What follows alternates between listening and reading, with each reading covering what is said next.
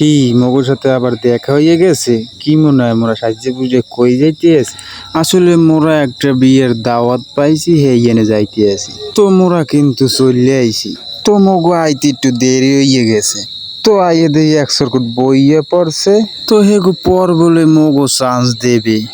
তো হেগো কিন্তু খাওয়া শেষ হয়ে গেছে, মোরাও কিন্তু রেডি হয়ে বইয়ে পড়ছি। তো টেবিলটা মস্তে আছে, ওদারে সবাই অপেক্ষা করতে আছে। ও কি একজন দিয়ে এখনো খাইতে আছে।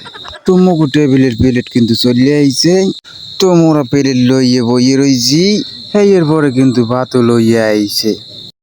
হ্যাঁ এরপরে কিন্তু ভাত দেওয়া শুরু করলে মোর থালে একটু বেশি দিয়ে নেন।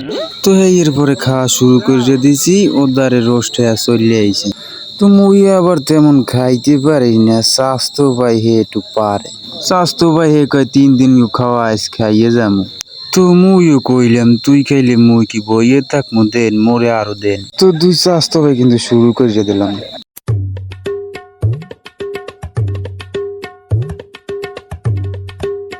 তুমুকু খাওয়া কিন্তু শেষ হয়ে গেছে, আর মোরা হাত ধুমু। হাত ধুইতে বলে আবার বাইরে যাওয়া লাগে, স্বাস্থ্য ভাই হিও আছে। তো হাতটারে ধুইয়া হ্যাঁ এরপরে মুখটারে দিলাম একটা মশা।